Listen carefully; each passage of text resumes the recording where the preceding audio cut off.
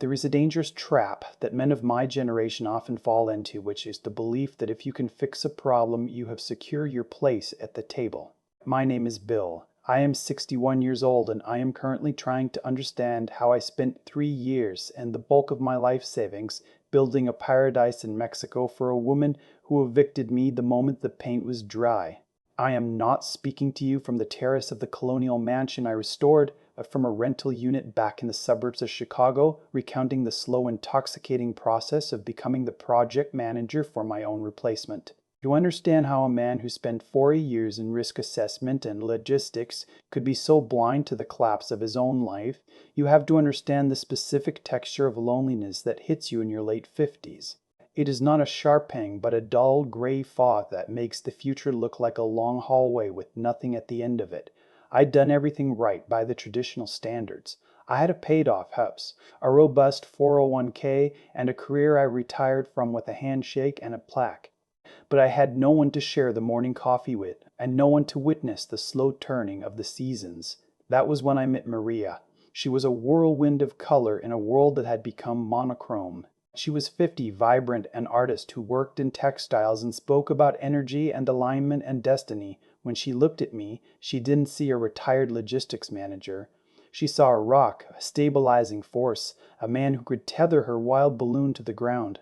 It was intoxicating to be looked at like that, to feel that my solidity, which I had always considered boring, was actually my greatest asset. Our courtship was a series of grand ideas rather than quiet moments. Maria didn't want to just live, she wanted to create. She talked incessantly about San Miguel de Allende, a heritage town in the central highlands of Mexico where the light was golden and the streets were paved with history. Well, she had this vision of a center for creative living, a boutique hotel and workshop space where she could teach, host retreats, and build the community she had always craved.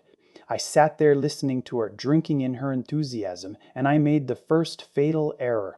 I mistook her passion for the future as a passion for her future was me. I looked at a glowing face and I thought, I can make this happen. I have the means, I have the time. I have the time. I can be the architect of her happiness, and in doing so, I will secure my own. It felt like a fair exchange at the time. I would provide the structure and she would provide the life. We took a trip down there 6 months after we started dating. San Miguel is undeniable. It seduces you with its bougainvillea spilling over orchard walls and the smell of roasting corn and diesel and old stone. We walked the steep cobblestone streets and Maria was in her element. She knew people, or she acted like she did.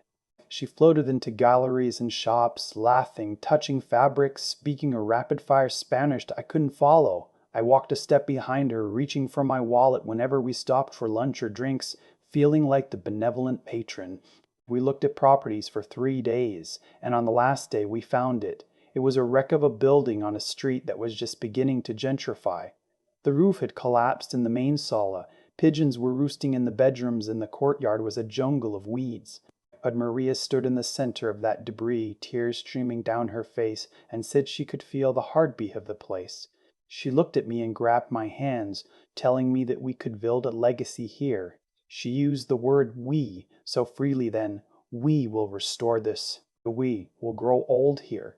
We, our home. I bought the building the following week. The wire transfer was the largest single transaction I had ever made, a significant portion of the nest egg I had guarded so jealously for decades. I remember sitting at my computer, my finger hovering over the mouse, feeling a moment of hesitation. It wasn't the money itself that scared me. It was the loss of control.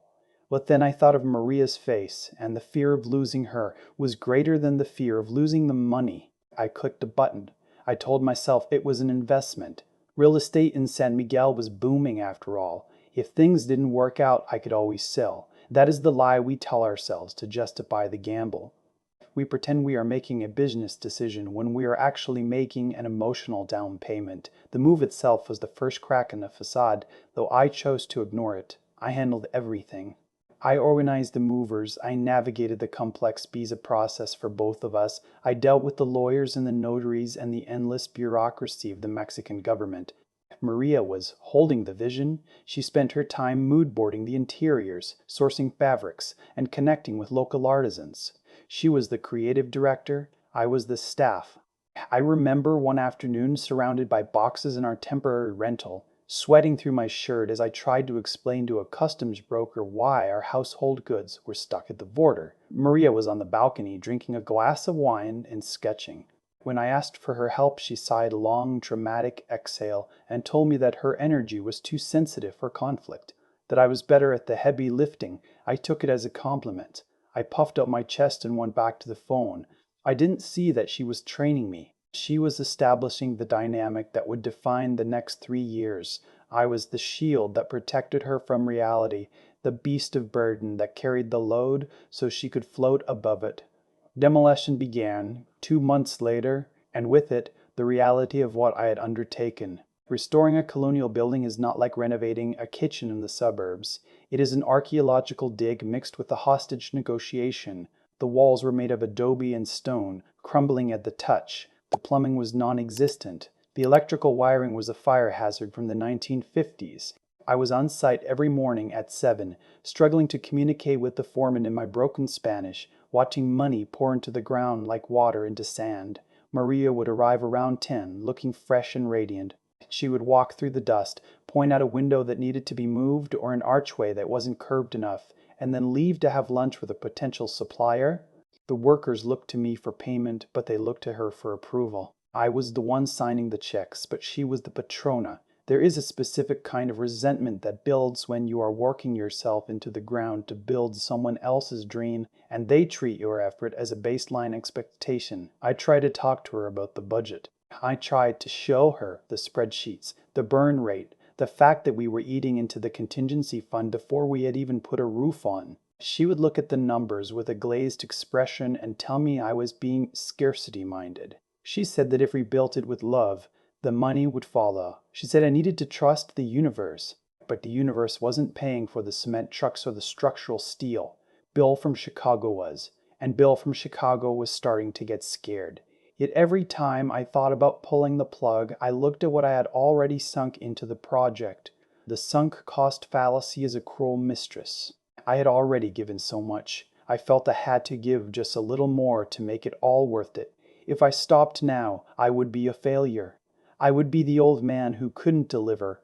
So I doubled down. I stopped talking about the money. I just kept writing the checks, hoping that eventually the gratitude would come. By the end of the first year, the structure was sound, but my relationship with Maria was beginning to rot. We were living together, but we were inhabiting different worlds. She was becoming a local celebrity, the charming American woman restoring the old casona. She was invited to parties, gallery openings, rooftop cocktails. I was usually too tired to go. I was covered in plaster dust, smelling of sweat and anxiety. When I did go, I was introduced as Maria's partner, and then largely ignored. I stood in the corners of these elegant rooms, holding a drink, watching her shine. She was magnetic. She drew people to her with this promise of something new and exciting. I watched men look at her, younger men, artists, architects, and I saw the way she leaned into their attention. I felt a cold knot in my stomach, a premonition. I was the foundation buried underground, unseen and unappreciated, while she was the beautiful architecture that everyone admired. I told myself it didn't matter. I told myself that once the business was open, once the stress of the build was over, she would turn that light back on me. I was wrong. I was building the stage for a performance where I had no lines. The second year of construction bled into the third, and the nature of my financial hemorrhage changed from structural necessities to aesthetic indulgences.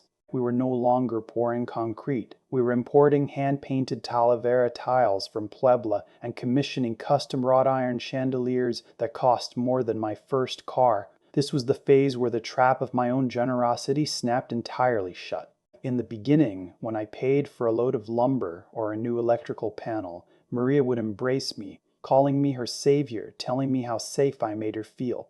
But as the months wore on, the gratitude evaporated, replaced by a cold baseline expectation. The project had become a living, breathing entity that demanded to be fed, and my role was simply to shovel money into its mouth. If I questioned the price of a vintage Wasakan rug or suggested we go with a more standard finish for the guest bathrooms, the reaction was no longer a negotiation. It was an accusation. She would look at me with profound disappointment, as if my desire to stay within a reasonable budget was a personal attack on her creative spirit. She began to use therapy language against me, claiming my financial anxiety was toxic to the space, that I was blocking the flow of abundance. When a woman you love tells you that your prudence is actually a spiritual failing, you start to doubt your own sanity. You write the check, not because you agree with the purchase, but to buy back the peace, to purchase a temporary reprieve from her displeasure. I was paying a ransom for affection that was never actually delivered. It is a very quiet, humiliating thing to realize that your sole value in a relationship is your liquidity. I remember sitting at the small kitchen table in our rental apartment one evening, looking over the final budget projections for the opening. We were over budget by a sum that would have bought a comfortable house in the Midwest. I had liquidated bonds I swore I would never touch. I laid the spreadsheets out in front of Maria, trying to explain that we needed to start generating revenue immediately upon opening, that we could not afford to keep bleeding cash. I wanted to talk about room rates, about profit margins on the cafe, about inventory turnover. These were the things I knew, the things I had spent 40 years mastering. I thought this would be my moment to step out of the shadows and be a true partner in the business. Instead, she barely glanced at the papers. She poured herself a glass of mineral water, sighed softly, and told me that applying a corporate mindset to a sanctuary space was counterproductive. She said the business would succeed because of its energy, not because of a spreadsheet. And then she delivered the blow that I should have seen coming. She told me she had hired a consultant. His name was Julian. He was a man in his early 40s who had managed a boutique hotel in Tulum before making his way to San Miguel. Julian wore linen shirts, spoke fluent colloquial Spanish, and possessed an effortless charm that made everyone in the room feel like they were the center of his universe. Maria brought him in to handle the hospitality side of the operation, claiming that my background in logistics was too rigid for the fluid, guest-centric experience she wanted to create. I was expected to pay Julian a monthly retainer that rivaled my own former salary, simply to do the job I had been looking forward to doing myself. The moment Julian stepped onto the property, the dynamic shifted with a brutal finality. Suddenly, the endless planning meetings, the design choices, the hiring of the local staff, all of it happened between Maria and Julian. They spoke a shared language of aesthetics and guest journeys, while I stood on the periphery, a mute spectator in the house I had built. The cruelty of it was how polite they were about my exclusion.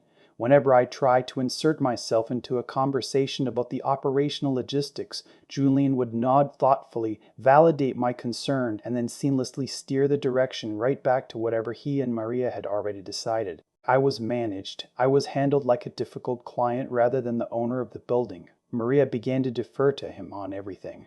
If I pointed out that the custom espresso machine they wanted to order lacked readily available replacement parts in Mexico, Maria would look to Julian, who would smile reassuringly and say that the quality of the extraction was worth the maintenance risk. That was all it took. The machine was ordered using my credit card, of course. My expertise was dismissed as pessimism, while his reckless spending was celebrated as visionary. I was funding the very mechanism of my own erasure.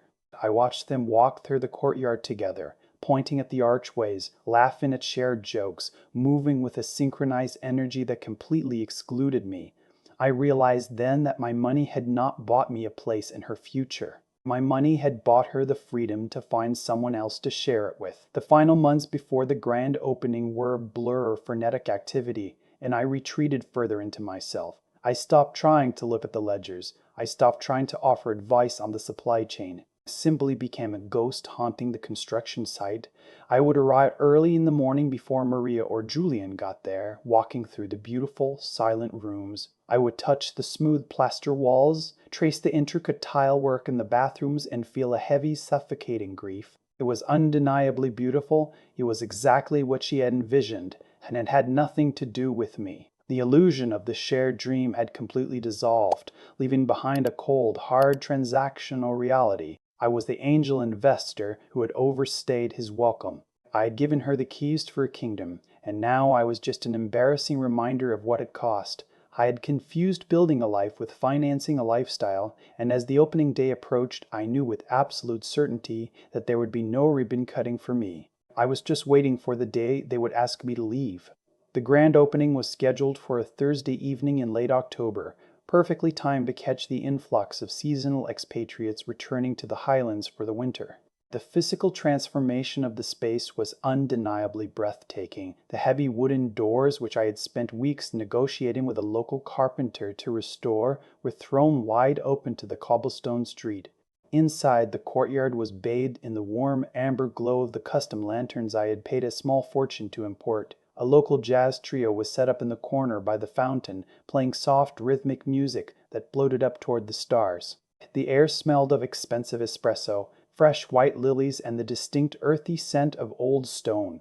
It was the exact manifestation of the dream Maria had sketched out on a napkin 3 years earlier in Chicago, brought to life brick by brick through the systematic draining of my retirement accounts. I arrived early, wearing a linen suit I had bought specifically for the occasion, expecting to stand by the door with Maria and welcome the guests to the home we had built together. Instead, I found myself adrift in a sea of strangers. Maria was a vision in a flowing silk dress, floating through the crowd with Julian by her side. They were the perfect hosts, laughing, touching arms, pouring wine, and accepting the lavish praise of the artists, writers, and wealthy retirees who filled the rooms. I stood near the back of the courtyard, holding a glass of sparkling water, entirely invisible. People bumped into me without apologizing. A woman I had never met asked me to point her toward the restrooms, assuming from my quiet demeanor and older appearance that I was part of the background staff. I gave her the directions, realizing with a heavy heart that she was essentially right. I was the maintenance man who had forgotten to clock out. Midway through the evening, the jazz trio stopped playing, and Julian stepped up to a small microphone that had been set up near the fountain. He was glowing with that effortless charm, tapping the microphone and asking for everyone's attention to celebrate the birth of this incredible sanctuary. He spoke eloquently about the magic of San Miguel, the importance of community, and the divine alignment that had brought them all together under this restored roof. Then he introduced Maria, calling her the visionary, the heart, and the soul of the center. The crowd applauded enthusiastically as she took the microphone. I felt a tightening in my chest, a foolish, desperate hope that she would look across the sea of faces, find mine, and acknowledge the foundation upon which she was standing. She spoke beautifully about her journey, about the long nights of dreaming, and about the artisans who had poured their energy into the walls. She thanked Julian profusely for his brilliant hospitality and his kindred spirit. And then, almost as an afterthought, she looked toward the back of the room and mentioned me. She did not call me her partner, nor did she call me her love. She smiled a tight, polite smile and thanked Bill, her dear friend from Chicago, for his generous logistical support behind the scenes. The phrase hung in the air like localized frost. Logistical support. It was the sterile corporate language she had spent 3 years mocking me for, now deployed as a weapon to neatly categorize me, shrink me down, and file me away. The crowd offered a brief, polite smattering of applause for the invisible benefactor before Maria smoothly transitioned into a toast to the future. I raised my glass, along with everyone else, drinking to the success of a business that had just publicly evicted me from its narrative. The days following the grand opening were characterized by a strange, hollow quiet that settled exclusively over me, even as the building itself buzzed with newfound life. The boutique hotel was fully booked, the cafe was generating a steady stream of revenue, and the workshop spaces were filled with people learning to weave and paint. The machine was running perfectly, which meant the mechanic was no longer required. I would wake up in our rental apartment, dressed, and walk down to the center, only to find that there was literally no physical space for me to occupy. The small office behind the reception desk had been claimed by Julian, his laptop and leather-bound notebooks read across the desk I had purchased. The staff, all young and eager, took their directions entirely from him and Maria. If I tried to clear a table in the cafe or help a guest with their luggage, Julian would materialize with a gentle, patronizing smile, touching my shoulder and telling me to relax, that they had it all under control, that I had worked hard enough and it was my time to simply enjoy the space. But you cannot enjoy a space when every brick reminds you of a broken promise. I would sit at a small corner table in the cafe, paying for my own coffee, watching the woman I loved run a thriving business with another man. I was a ghost haunting a house I had financed. I watched the way Maria looked at Julian, the way she trusted his judgment implicitly, the way they moved around each other behind the counter with a practiced, intimate ease. It was the exact life she had promised me, functioning flawlessly in my absence. The final conversation did not happen in the beautiful courtyard under the stars. It happened on a Tuesday morning at the kitchen table of our cramped rental apartment, the place we had meant to leave behind months ago once the master suite in the hotel was finished. Maria had stayed out late the night before, celebrating a favorable review in a local expat magazine with Julian and the staff. She sat across from me, wrapping her hands around a mug of tea, refusing to meet my eyes. She used that soft, therapeutic voice she always adopted when she was about to do something ruthless. She told me that she was incredibly grateful for everything I had done, but that our energies were no longer aligned. She explained that the center required a vibration of pure, unattached creativity, and that my lingering anxiety about the finances, my constant need to oversee the operations, was creating a heaviness that the guests could feel. She said I was operating from a place of corporate control, while the space demanded organic flow. She framed it not as a breakup, but as a spiritual necessity for her own growth. She suggested that perhaps it was time for me to go back to Chicago, to reconnect with my own roots, to find my own center away from the demands of her vision. She assured me, of course, that my initial investment would be treated as a silent partnership, that Julian would draw up the papers to ensure I received a fair percentage of the profits once they broke even. She spoke continuously, filling the space with New Age platitudes and soft apologies, ensuring I never had a chance to point out the brutal, undeniable truth. She had secured the asset, she had installed the management, and now she was simply terminating the contractor. I did not yell. I did not throw things. The profound exhaustion of the last 3 years simply crushed whatever fight I had left. I looked at this woman, this beautiful, vibrant artist who had cost me my life savings and my dignity, and I realized there was nothing left to say. I nodded slowly, stood up from the table, and went into the bedroom to find my suitcases. Packing is a mechanical process, but when you are packing away a future that was stolen from you, every single object feels impossibly heavy. I remember folding my shirts, the lightweight linen ones I had bought specifically to blend in with the artistic crowd Maria had cultivated, and realizing with a profound clarity that I would likely never wear them again in the gray chill of the Midwest. I left behind the heavy tools I had bought for the renovation, the specialized drill bits, the heavy-duty extension cords, and the voltage testers, arranging them in a neat row on the kitchen counter of our rental. They belonged to the building now, just as surely as my savings did, and taking them felt like a petty theft of my own unpaid labor. Maria stayed out of the apartment while I packed, presumably seeking refuge in the vibrant, humming energy of the sanctuary I had funded. It was a cowardly kindness, sparing both of us the indignity of a drawn-out goodbye, but it cemented the absolute coldness of the transaction we had finally arrived at. When I carried my 2 suitcases down the narrow stairs and out onto the cobblestone street, the physical weight of them was nothing compared to the hollow, aching vacuum in my chest. I hailed a taxi to take me to the airport in Leon, and as the driver navigated the steep, winding roads out of San Miguel, I made a decision that I still regret. I asked him to take the route past the casino one last time. I rolled down the window and looked at the heavy wooden doors standing wide open, the warm golden lights spilling out onto the sidewalk, the silhouettes of people moving inside, laughing and drinking the expensive coffee I had paid to import. I did not ask the driver to stop or slow down. I simply watched the life I was supposed to have recede in the rearview mirror until we turned a corner and it was gone completely.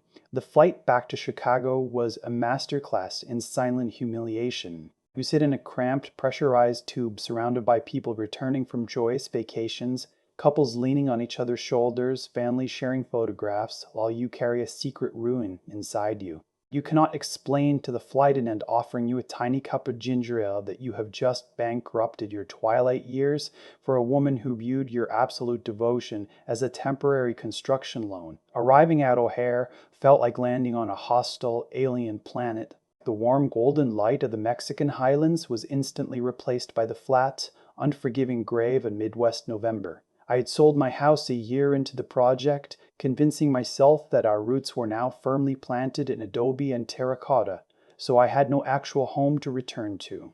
I took a shuttle to a sterile, extended stay hotel in a sprawling suburban commercial zone, a place designed specifically for corporate transitions, divorces, and temporary displacements. Walking into that room with its beige walls, the loud hum of the mini fridge, and the faint chemical smell of industrial carpet cleaner, the contrast was so violent it made my knees weak. I sat on the edge of the stiff mattress, leaving my bags unpacked by the door, and listened to the distant, relentless roar of the interstate highway. It was the exact opposite of the morning church bells of the parochia. It was the sound of complete, utter isolation, the sound of man who had built a castle for someone else and locked himself out in the cold. The first few weeks back were defined by a paralyzing inertia. I had spent 3 years waking up at dawn, fueled by manufactured urgency, arguing with local contractors, sourcing rare materials, and solving 100 daily crises to keep Maria's grand dream afloat. Without that driving purpose, my days stretched out in a terrifying, formless void. I found myself waking up at 5 in the morning, my heart racing, ready to tackle a problem with the water pressure, or check the delivery schedule for the commercial kitchen equipment, only to remember with a sickening drop in my stomach that none of it was my concern anymore. The phantom limb syndrome of project management is a very real, very pathetic affliction. I had to face the reality of my financial landscape, a terrifying task I had been avoiding by focusing entirely on the romance of the build. Gekersens forten for tills, not retirement accounts. I felt a physical nausea wash over me. The numbers on the screen were a glaring, undeniable indictment of my own foolishness. The robust financial safety net I had meticulously woven over 40 years of steady, unglamorous work was decimated. I was 61 years old, a time when a man is supposed to be easing into the comfort of his accumulated wisdom and resources, and instead, I was doing the frantic math to figure out exactly how long I could stretch my remaining meager funds before I would be forced to re-enter the workforce. The promised paperwork for my silent partnership, the legal document Julian was supposedly drafting to secure my percentage of the profits, never materialized. For a month I waited, checking my email with a pathetic desperation, telling myself that they were just busy with the new business, that the delay was administrative and not malicious. When I finally sent a polite, measured email inquiring about the status of the contract, I received a response not from Maria, but from a local attorney based in San Miguel. The email was written in dense, polite legalese, explaining that since the property and the business were held in a Mexican trust under Maria's name entirely, a structure we had originally arranged to simplify the initial purchase process for a foreigner, my financial contributions were legally classified as personal gifts rather than structured investments. That word sat on the glowing screen and mocked me. Gifts. A gift is a cashmere sweater, an expensive watch, perhaps a lavish vacation. A gift is not the systematic liquidation of your life's work to build an empire for someone who fully intends to rule it with someone else. But the law does not care about the emotional manipulation that precedes the writing of the check. It only cares about whose name is printed on the final deed. I realized then the absolute devastating brilliance of the trap I had walked willingly into. I had let my deep, unspoken desire to be needed override every single instinct of self-preservation I had developed in my professional life. I had allowed my financial generosity to be slowly weaponized against me, transformed into a spiritual failing the very moment it became inconvenient to her aesthetic vision. I began to understand the subtle, insidious nature of what had actually happened over those 3 years. It was not a sudden, violent con. It was a slow, agonizing process of boiling a frog.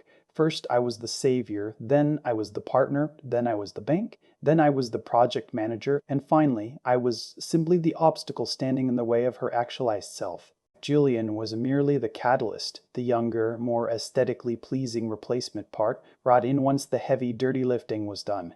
Hulse possessed the very things I lacked: a bohemian vocabulary, an effortless integration into the wealthy expat society, and most importantly, he had not been worn down by 3 years of agonizing over cement prices and rotting roof beams. He got to inherit the beautiful, finished sanctuary, while I was left holding nothing but the faded receipts.